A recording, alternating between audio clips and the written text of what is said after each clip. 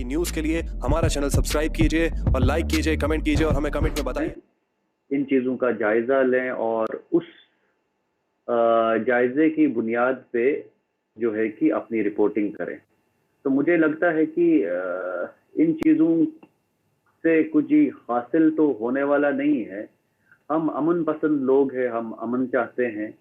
हमने 30 साल मुसीबतें ही मुसीबतें देखी हैं।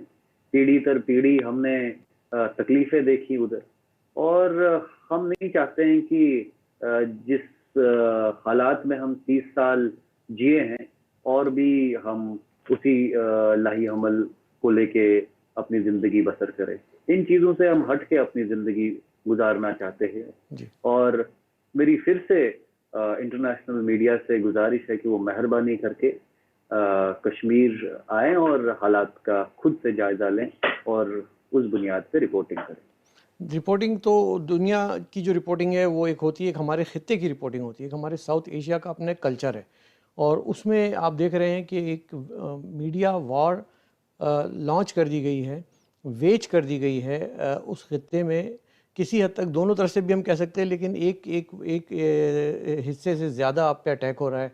बताया जा रहा है कि वहाँ पे तो बहुत ख़तरनाक सूरत हाल है, दहशतगर्दी चल रही है, आतंकवाद फैल रहा है।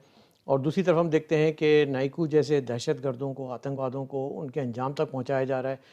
तो इसमें मेरा एक नज़रिया ये है जो मैं आपसे शेयर करना चाहूँगा, इजाज़त हो तो, कि कोई भी दहशतगर्दी उस वक्त तक ख़त्म नहीं हो सकती या उस वक्त तक उसमें पल नहीं सकती जब तक लोकल पॉपुलेशन का साथ ना हो। तो हम ये देख रहे हैं कि बजाय पलने के वहाँ पे ख़त्म होना शुरू हो रही है। तो क्या मैं ये समझूं कि वहाँ की जो लोकल कम्युनिटी है, ख़ास तौर पे मुस्लिम आबादी है, अब वो इससे तंग आ चुकी है और वो ख़ुद इसके ख़ात्मे की तरफ बढ़ रही है? देखिए, गिने चुने अफराद से पूरा कश्मीर को बदनाम करना ये सही बात नहीं है। ठीक है। कश्मीरी एक पीस लविंग इंसान है, और जो अफरा तफरी के आलम से बहुत तंग आ चुका है। और जहां आपने टेररिज्म की बात करी, सिक्योरिटी फोर्सेस अपना काम कर रही हैं।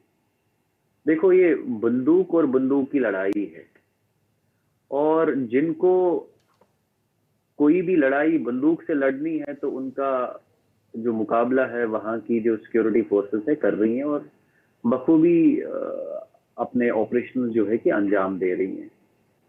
हमारी लड़ाई जो है कि हमारी लड़ाई सोच की लड़ाई है, हमारी लड़ाई कलम की लड़ाई है। और उस कलम की लड़ाई में मैं समझता हूं कि उसमें गन का कोई रोल नहीं है।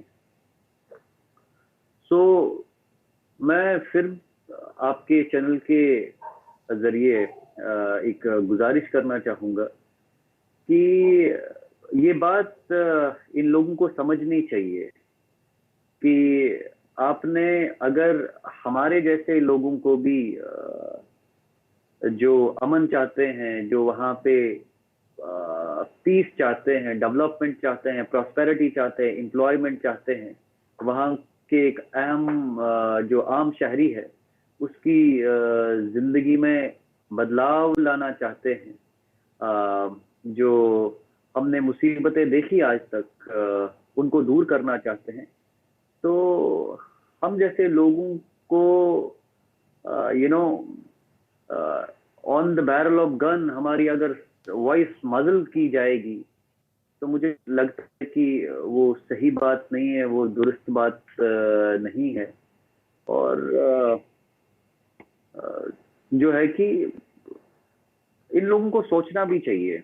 जो लोग टेररिज्म प्रमोट कर रहे हैं, जो लोग टेररिस्ट को बढ़ावा दे रहे हैं, उन लोगों को इस चीज के बारे में सोचना चाहिए। उनको ये तय करना चाहिए कि जनाब, आपने वहां लड़ाई सिविलियंस के साथ है या जो है कि आपकी लड़ाई वहां पे जो है कि सिक्योरिटी फोर्सेस के साथ है। अगर सिक्योरिटी फोर्सेस के साथ लड़ाई है तो रियाज नाइकू ने सिविलियंस की किलिंग क्यों करी? जी। एक ट्रक ड्राइवर वहां से आया, उसको क्यों मारा? एक बच्ची जो है कि जिसकी पिक्चर हमने हर जगह देखी होगी, जी। मतलब खून के आंसू वो रो रही है, उसके बाप को उन्होंने कत्ल किया। किस बात को लेके? अगर लड़ाई है तो उनसे लड़िए जिनके हाथ में बंदूक है। हम जैसे लोगों ने क्या किया? जी। हम जैसे लोगों के पीछे क्यों खड़े हैं? तो इसका मतलब है कि वहाँ की पॉपुलेशन में रिजेंटमेंट पाया जाता है इन तमाम इस तरह के हथकंडों को लेकर जो कि दहशतगर्द लोग करते हैं सिविलियन पॉपुलेशन के साथ, और वो भी एक मुट्ठी भर गिने चुने लोग हैं जिनको लोकल सपोर्ट भी अब शायद शामिल नहीं रही। देखो, बिल्कुल, कौन सा मुल्क या कौन सी रियासत ये चाहेगी कि उस रियासत में टेररिज्म हो या उस रियासत में दहशतगर्दी हो? कोई रियासत, मुझे नहीं लगता है कि 21वीं सदी में ऐसी चीजें बिल्कुल। चाहेंगी। तो इसमें सिंपल ये है कि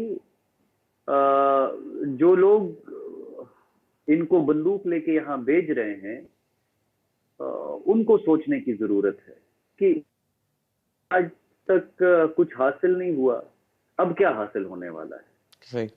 जब 30-40 साल तक हमने इस चीज से कुछ मतलब हासिल नहीं किया, हमने सिर्फ खून खराबा देखा, हमने कश्मीर को सिर्फ पीछे होते हुए देखा, तो अब और क्या हम इस चीज से एक्सपेक्ट कर सकते हैं? इस चीज से और क्या हासिल हो सकता है? ये नहीं, लेकिन मेरा सवाल वहीं अपनी जगह पर है कि मैं ये, चूंकि आप वहाँ ग्राउंड पे मौजूद हैं, तो मैं ये जानना चाह रहा हूँ कि क्या लोकल मुस्लिम जो हैं वहाँ पर, क्या वो इस तहरीक को, सो कॉल्ड तहरीक को, दहशतगर्दी को कंडेम करते हैं अक्सरियत, या उसको सपोर्ट करते हैं? क्योंकि ये हमें जानना बहुत ज़रूरी है। जो बाहर बैठ के ये देख रहे हैं, इस प्रोपेगेंडा को झेल रहे हैं, उसको हमें जानना ज़रूरी है और इस पैगाम को आगे पहुँचाना भी ज़रूरी है।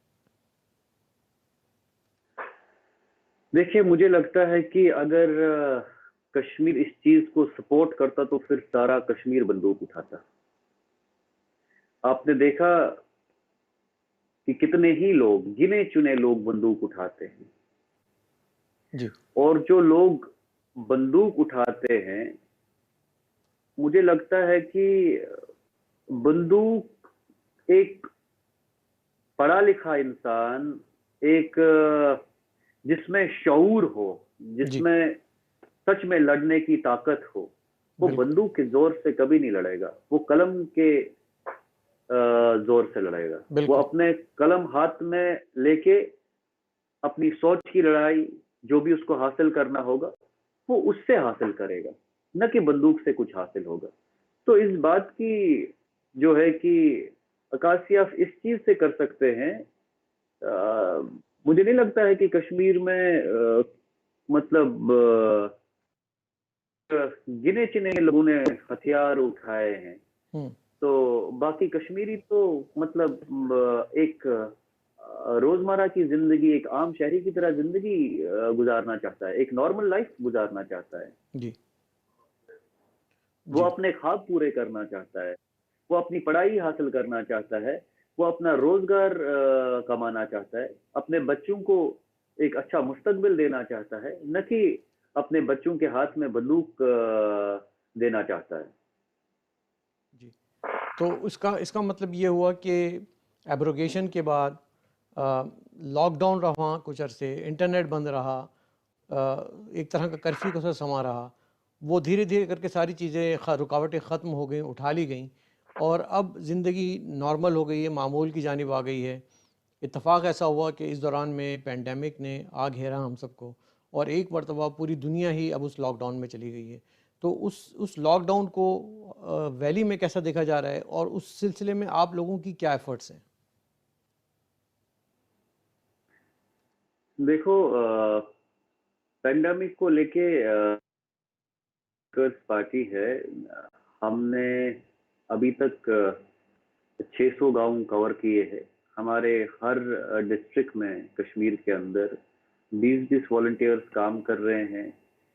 जो अंडर प्रिविलेज्ड लोग हैं, जिनको राशन की ज़रूरत है, जिनको लाइफ सेविंग ड्रग्स की ज़रूरत है, जिनको बहुत सारी अखराजात होती हैं, मतलब एक रोज़मर्रा की ज़िंदगी में जिसको जिस चीज़ की ज़रूरत है, हम हमेशा यही कोशिश कर रहे हैं पिछले 2 महीने से कि उन तक हम पहुंच पाए और उनकी नीड्स जो है हम पूरी कर पाए।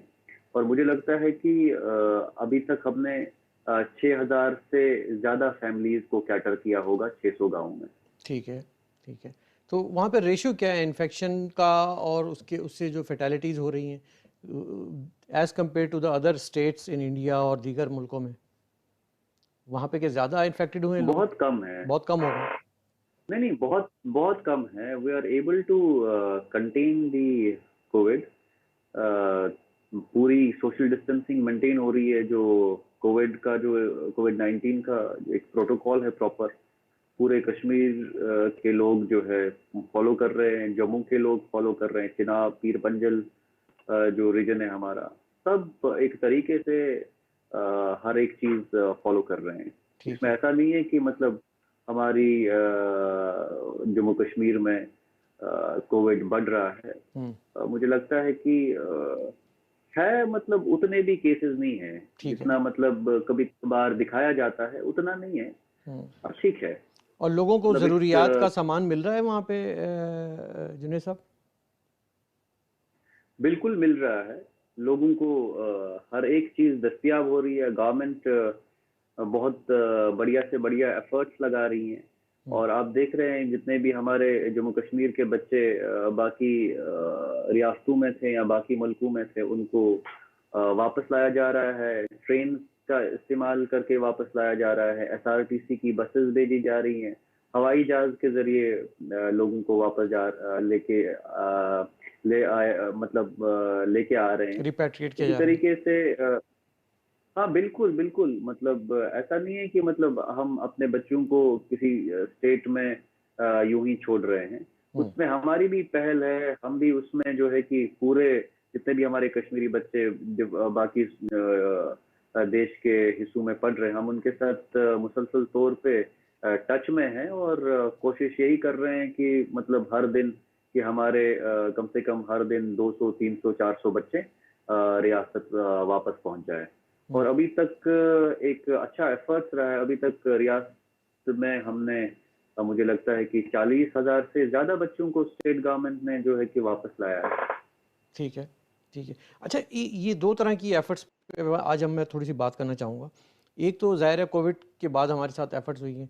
दूसरा जो इससे पहले कश्मीर में एब्रोगेशन के बाद जो सिचुएशन डेवलप हुई थी, क्योंकि आपका ताल्लुक ऐसी पार्टी से नहीं है जो कि सरकार में हो इस वक्त। सरकार, हमने कोशिश की कि सरकार से हट के ज़रा सा एक पॉइंट ऑफ व्यू लिया जाए और देखा जाए कि वहाँ एब्रोगेशन के बाद किस हद तक लोग सेटिस्फाइड हैं, किस हद तक सरकार ने वहाँ पे काम किए हैं, और वो किसी एक ऐसे न्यूट्रल शख्स से हमें सुनने को मिले जो हमें रियल पिक्चर बता सके। कि अगर मैं किसी बीजेपी के तर्जुमान को लेना चाहता तो वो ज़रूर आते और वो भी अपना काम बताते। लेकिन मैं चाहूँगा कि आप उसको कैसा देख रहे हैं, ये हमारे नाजरीन और व्यूअर्स तक ज़रा पहुँचाइएगा।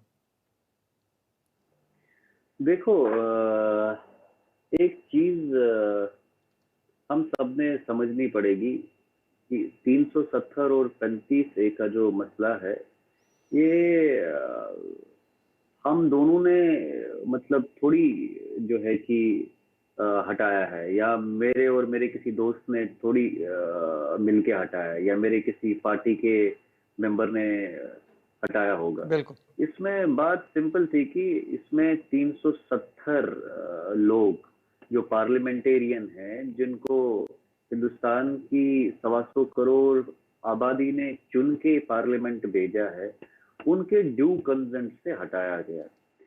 हमारे भी वहां पे 5 लोग थे। 3 पीडीपी के थे, 2 पीडीपी के थे, 3 नेशनल कॉन्फ्रेंस के थे, जिनको वहां पे हमने भेजा था रिप्रेजेंट करने के लिए। उनने हमारे हक में कोई बात ही नहीं करी। और ये 370 जो हटाया गया, ये 90% हमें वहां की जो सरकारें रही हैं 30 साल तक, उन्होंने इस चीज को पहले स्क्रैप किया था। असल में ये देखना जरूरी है कि 370 क्या अचानक से पूरा का पूरा हटाया गया, या इसमें काफी सारे साल लगे हटाने में। एग्जैक्टली, या ये 370 को लेके 45 अमेंडमेंट्स हुई। वो अमेंडमेंट्स किसने करी? वो वहां की पीडीपी सरकार ने करी, कांग्रेस सरकार ने करी, नेशनल कॉन्फ्रेंस